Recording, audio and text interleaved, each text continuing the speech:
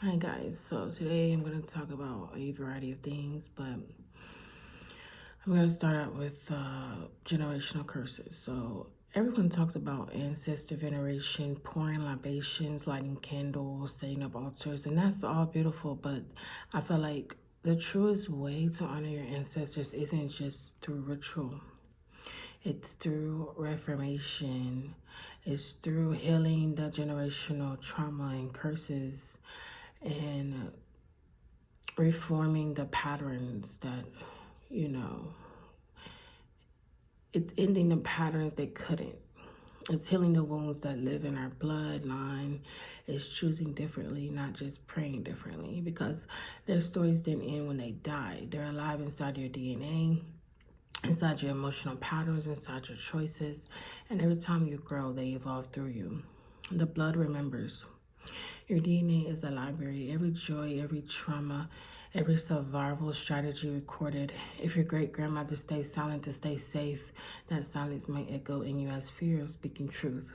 If your grandfather suppressed his emotions to protect his family, that stoicism might live in you as emotional numbness.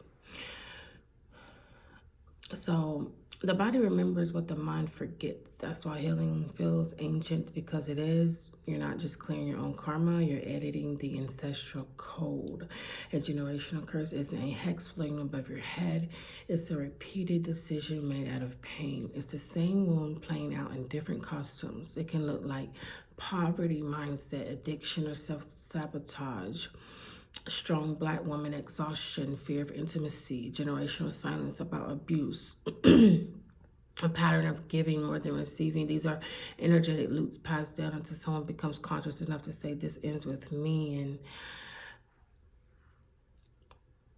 you ever notice how one person in every family becomes the healer, the rebel, the truth teller, the black sheep? Well, maybe that person came down here to end the generational curses, right? That's not random. That's a soul assignment. They were born with a frequency that could handle the fire. They incarnated to rewrite the story, and that's why their life feels heavier sometimes, because they're carrying many lives at once. But listen, our ancestors didn't choose us to suffer. They didn't choose. They chose us to succeed where they could not. They are not watching to judge. They are watching to learn. Every boundary you set teaches them freedom. Every apology you make teaches them humility. Every time you choose peace instead of chaos, their spirits evolve within you. They're not betraying. We're not betraying them by breaking patterns. We're graduating the whole bloodline. On a biological level, trauma changes gene expression. That's called epigenetics. When an ancestor experienced famine, war, oppression, their body coded a survival instinct that still whispers inside you. That whisper says, don't rest, don't trust, don't love too deeply. Spiritually, that coding becomes an energetic program, a curse, a loop, a vow. And the moment you observe it with awareness, you start rewriting it. You don't have to do anything mystical. Just notice when the old pattern shows up. Take, self-accountability, take self-reflection, and decide to change it. That's awareness. And that's the first sword that cuts the chain. Let's say your lineage struggle with money, every generation hustle, survive, and never thrived. You might carry guilt every time abundance knocks, as if you're betraying them by prospering, but you're not. You're showing them a new template, wealth without struggle. Or maybe everyone before you accept them mistreating because at least he provides. You choosing self-respect teaches them divine worth. Or your family always hid emotions. We don't talk about that here. You speaking up and, using your throat chakra at the dinner table heals 7 generations of silence. Each courageous act echoes backward and forward in time. Breaking and generational curse happens in 4 stages. Recognition, seeing the pattern without shame. Oh, this isn't me. This is ancestral. This is what I think it's supposed to be. Reparenting, giving yourself what your lineage just never had. And literally reparenting. Oh, I don't have to whip my kids. I can gentle parent them. I can do it a different way. You're rewriting history. Release, forgiving those who passed down pain, understanding they did what they knew. They, look at them differently. Like, I understand you were also just completing a pattern and you couldn't come out of it. So I forgive you for your actions, like see them for what they went through and not for who you think they are. Replacement, installing new habits and new beliefs so the old energy has nowhere to return. Every time you repeat a pattern long enough, your DNA literally shifts its expression. You're not just healing emotionally, you're healing energetically and genetically. When you start evolving, certain ancestors wake up in your cells. You'll feel their presence stronger through dreams, chills, synchronicities. That's them saying, we recognize your frequency. The more you raise your vibration, the more dormant ancestors can ascend through your light. They start working with you instead of through your pain. That's why healing sometimes feels lonely, because you're moving faster than old energies. But keep going. They'll catch up. Signs, you're the cycle breaker. You question everything you were taught. You feel guilt for wanting peace. You're drawn to spirituality, therapy, or inner work, even if no one else in your family is. You experience heavy emotions that don't seem yours. You feel called to create new traditions, new parenting styles, a new language around love. These aren't flaws. These are signs of activation. We are the living prayer our ancestors once whispered but never saw answered. The feminine line carries emotion, intuition, and unseen memory. The masculine line carries action, protection, and provision. Most bloodlines are wounded in both. When you heal the feminine, you restore softness, nurture, and intuition. When you heal the masculine, you restore accountability, safety, and structure.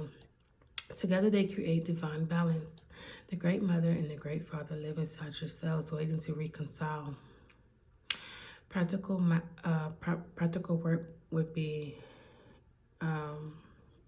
just taking a look to see, what are you doing just because you feel like it's a tradition, or what are you doing because you feel like it's culture? And ask yourself, do I really believe in this, or am I just doing it because I feel like my family did it, And then actively try to move differently.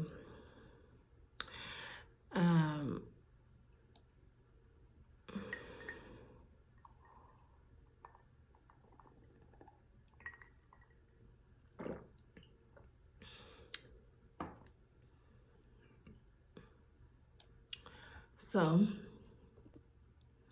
the next thing I want to talk about, because, Halloween had just came or whatever. Oh, whoop-de-doo.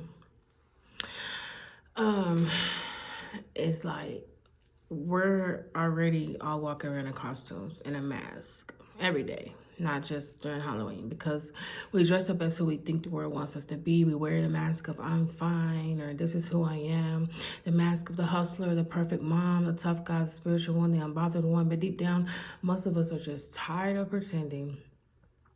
So we need to take off that mask. We need to take off that costume. We need to sit with what's underneath, and we need to come home to ourselves. When life starts feeling heavy or repetitive, it's usually your soul saying, hey, come look in the mirror. You left a part of yourself behind.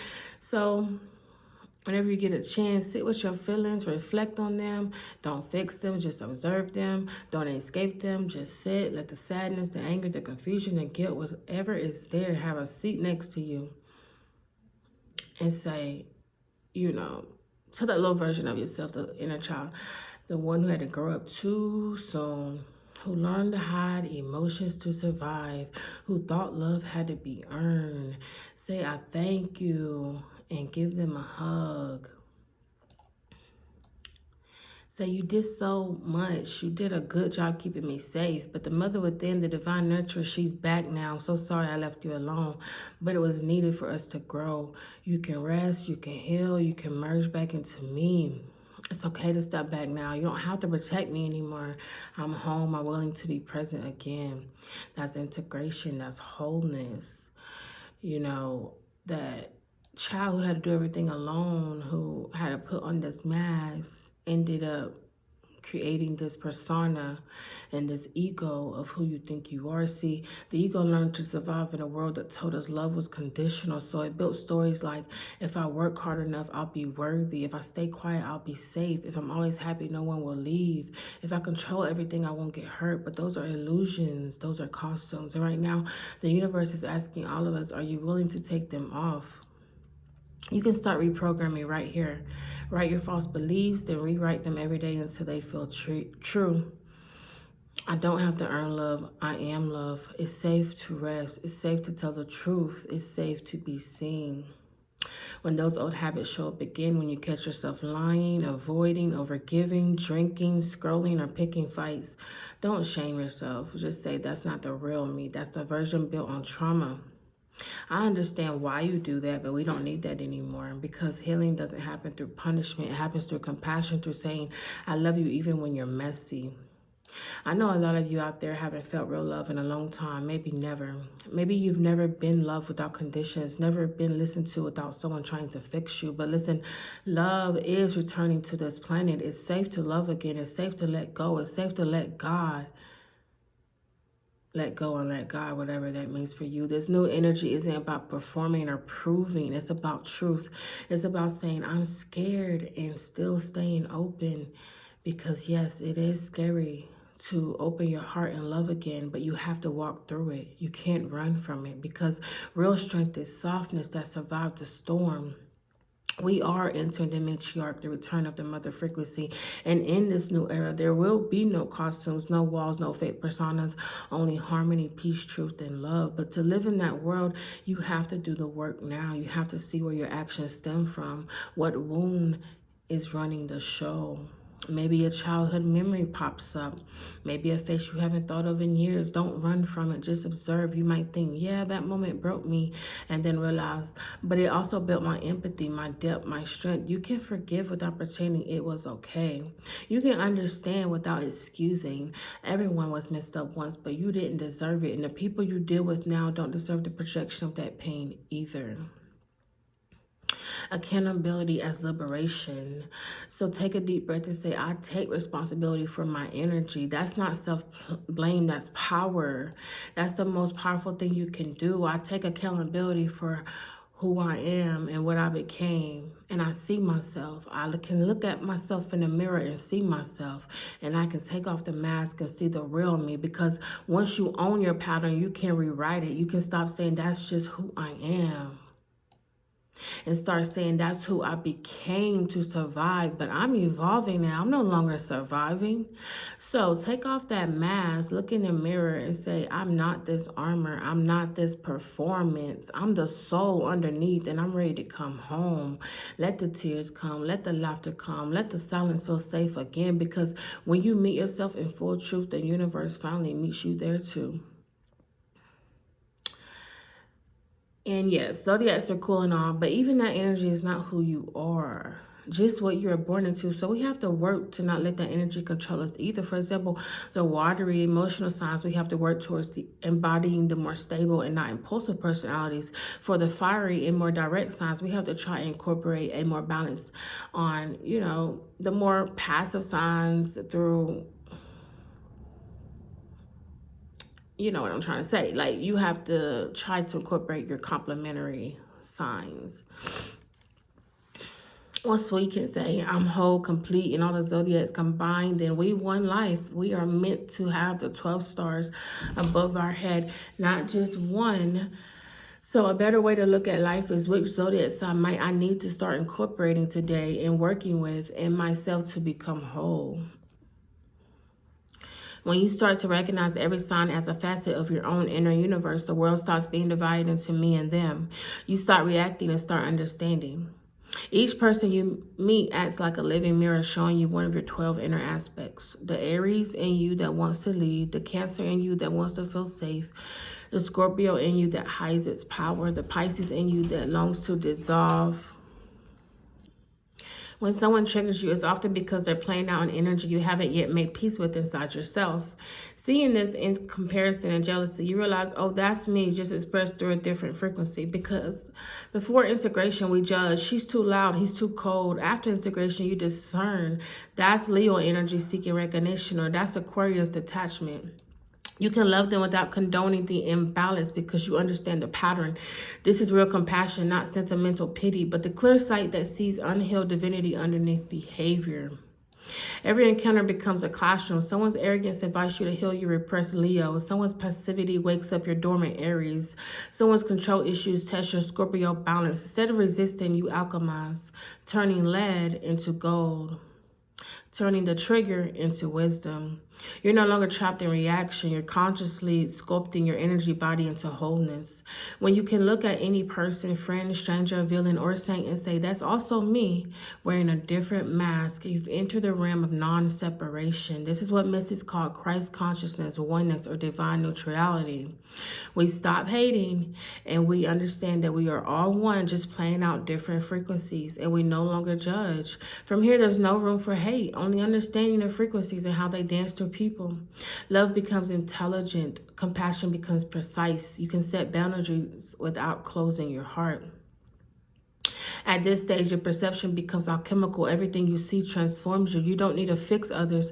Your awareness itself harmonizes energy. You step from the wheel of signs into the center of the mandala, the place of the witness, the one who sees all archetypes as self.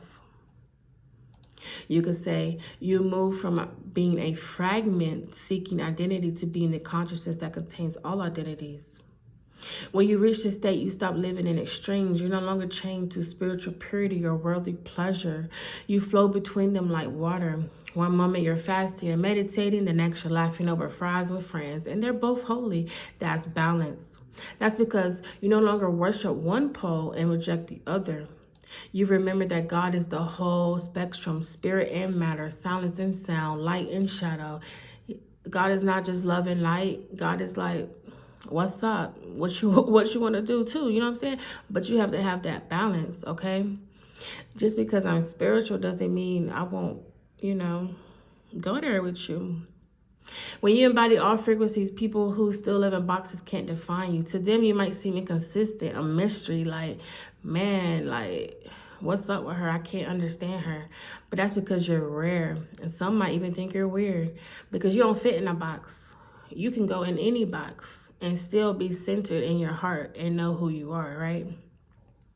How can she chant mantras and still love trap music? But to me, it's harmony, because I can see truth in contrast, divinity and diversity. I no longer am reacting to what's around me. I'm expressing from the core of me. I wear every archetype as a costume without forgetting I'm the actor underneath. That's the mark of the awakened human, flexible, real, and grounded and eternal. I am. It's not that I stopped caring, it's that I stopped clinging. I can walk into a church and feel spirit through gospel, then walk into a temple and feel the same presence and chanting. I can sit with atheists and mystics, rebels and priests, and recognize the one pulse beating through them all. This is true tolerance. I can sit with a drug addict and alcoholic, talk to them, not be so, oh, I'm too good for them, and I can learn something from everyone, This is true tolerance, not passive acceptance, but radiant understanding. I've seen the source behind every face. This state is sometimes called the sacred androgynon, the Christed being, or the Mayat frequency, perfect equilibrium. I carry heaven and earth within me. I carry and hold discipline and pleasure in the same breath. I can dance and pray with equal devotion. I'm not good or bad, holy or worldly. I am whole. Because ultimately, good and bad are the same thing on the same pole. Ultimately, hell and heaven is the same thing on the same pole. That's what makes my presence magnetic. People sense freedom in me, even if they can't explain it. I'm no longer ruled by labels, not zodiac, not religion, not race, not gender or ideology. I can speak any language, wear any style, feel at home anywhere because I've become the center point. I've returned to being the source, experiencing itself through variety, the cosmic DJ sampling every sound, the divine artist mixing every color. So yes, you may be misunderstood by those who crave definition, but in truth, you're simply mirroring back to them their own untapped freedom. I became everything, and that's why nothing defines me. I can fast or feast, chant or laugh, love in silence or sing in chaos, because the divine lives in all of it, and I am that.